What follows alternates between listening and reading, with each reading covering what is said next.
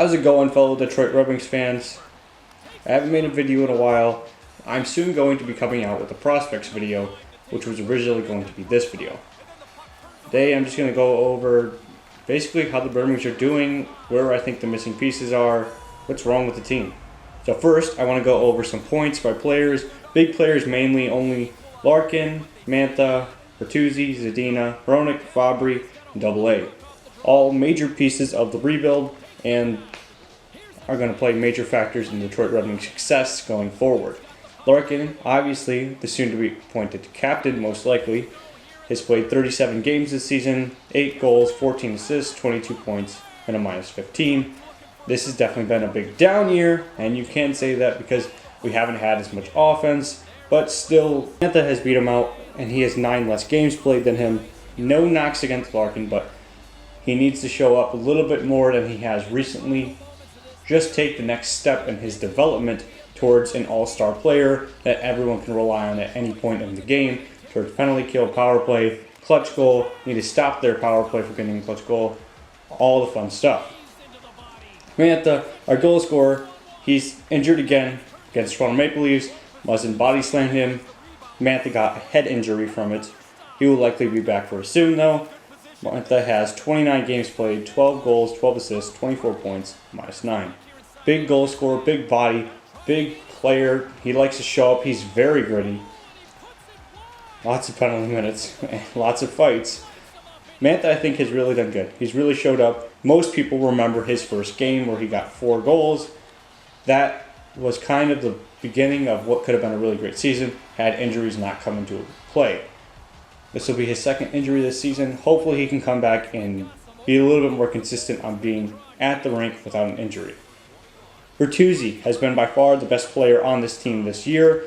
37 games played, 13 goals, 16 assists, 29 points. He leads the Red Wings in every single offensive category.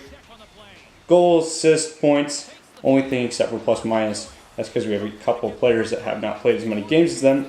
He's been good.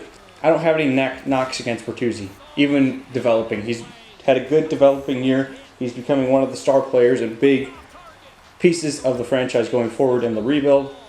Zadina, called up late November. He's having a really good time. He has 12 games played, 2 goals, 5 assists, 7 points, and a -1. This is not including the Arizona Coyotes game that just played, so it's actually 13 games played, 3 goals, 5 assists, 8 points, and a -1. Zadina has done really well. He's worked his way up to the first line. Whether they'll keep him there or put him back on the second line, he's still being deployed in the right way. He has looked good. Honestly, that -1 is one of the team best plus minus. Sure, he hasn't played as many games as most of the players on this team. He has a very good two-way game, and he's going to be a good goal scorer for us for a long time. Whether he stays up in the NHL or not is yet to be seen. I guess, unless he doesn't score a point for another 10 games, he's probably going to stay with the Red Wings until at least Milano and Moritz Seider get back from the World Juniors. Filip Hronek, honestly the best defenseman we have in Detroit by far.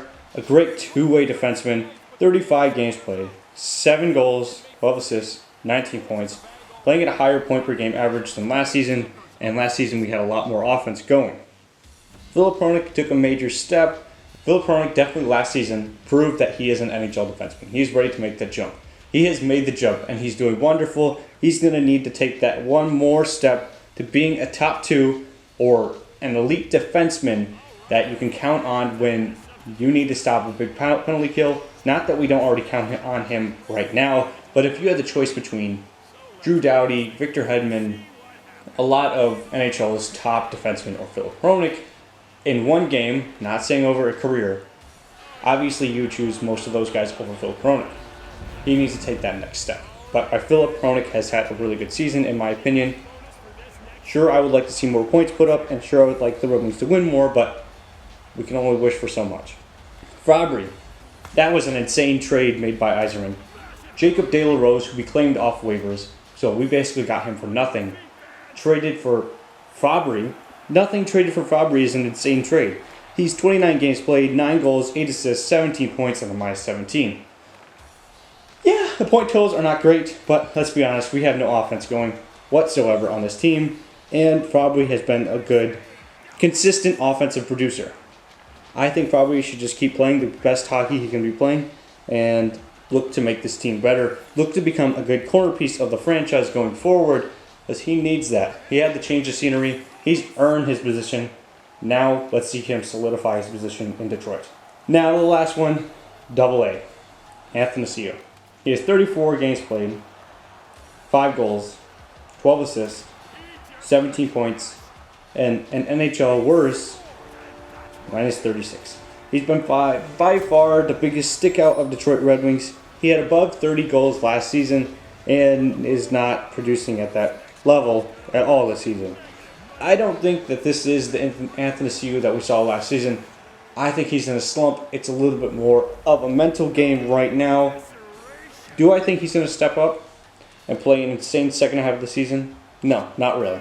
I think he'll step up and perform well, and get back to slightly how Athanasiou normally plays, but I don't think he's going to take a next step, as you would say, from seeing last season. I don't think he's going to improve and get 35 goals or more points than he did last season, but I do think he's going to step up his game a little bit, especially hopefully leading into the trade deadline. If the Red Wings decide to trade him away, I think we can at least get some good value off him, because let's be honest, his trade value is next to nothing right now. The only thing we're missing is really goaltending. Goaltending is just absolutely destroying us. You could say it's because the offense can't keep it in our zone, defense can't get it out of our zone, but let's be honest, we are getting scored on at least 4 or 5 times a game, it feels like. Bernier, Howard, they're not what they used to be. Howard, father time has catched up. Bernier is just not producing as well as he used to. He was never a starting goaltender as much as we would like to. He can steal a game here and there. So, yeah, we're kind of at a crossroads of where we need to get good goaltending if we want to start winning. Philip Larson, he's in Grand Rapids. He's doing okay. I wouldn't expect him to jump up to the NHL anyways for another 2 seasons at least. The only possible solution we have to this, maybe not this season because it might be our defense or offense, you don't know, but it might help, is trading for John Gibson of the Anaheim Ducks. Everyone knows that he's playing very bad right now, but he used to be an all-star. I think last season he made the all-star game. What do you trade for to get a John Gibson? John Gibson used to be an all-star goalie, now he's playing embarrassingly. There's still good potential, and most likely he will get back to at least a starting potential goaltender. So do you go high and hope for it? Do the Ducks take something low because he's playing really bad? I don't know. My guess, if I was going to trade for John Gibson, it would probably be a second-round pick and a B-rated prospect. Maybe along the lines of Berggren or Master Simone, a player like that. I'm not saying the Ducks would take that. I'm saying that that's most likely what the Red Wings would be looking to give up. That's pretty high trade value, but not anything like a Zadina or Veleno or Moritz Seider or a first-round pick in the next couple of years. And to say the Red Wings are absolutely terrible, yes, their overall is absolutely terrible. Their goals against average and their goals for average are terrible. But I don't think this team is as bad as the stats say. Let's be honest, they got caught in a bad season. You look at the Colorado Avalanche, they had one of the worst NHL seasons ever. Next season, they made the playoffs. I think this is a little bit more that they got caught in a bad season and they can't get out of their groove. Not to mention, they can never catch a break on a bounce. The goaltending has not been great. They've been letting in 4 or 5 goals a night. Anthony Mantha keeps getting injured. Nothing goes right for this team. And yeah, I do believe it's some of them. I think it's obviously some of the players. You can't give them a complete excuse, but you have to admit there's been a lot worse breaks. Danny DeKeyser, he's played 12 games and he's out for the injury for the rest of the season. I don't believe it was actually 12 games, but I know it was very low. You lose a couple key players, Anthony Mantha, Danny DeKeyser, at least to say right there, it's not going to be good for any team, not to mention a team that doesn't have much depth. Do I think the Red Wings will be better in the second half? Yes. That being said, we only have 9 games left. So I don't think we're going to have anything crazy. But I do think we will be better than the Red Wings have been the last couple of months. Let me know what you guys think. Why are the Red Wings losing? What do you think will have to come for the remainder of the season? And what needs to change for us to win other than a complete makeover, a little bit more specific. And lights out in the red light district.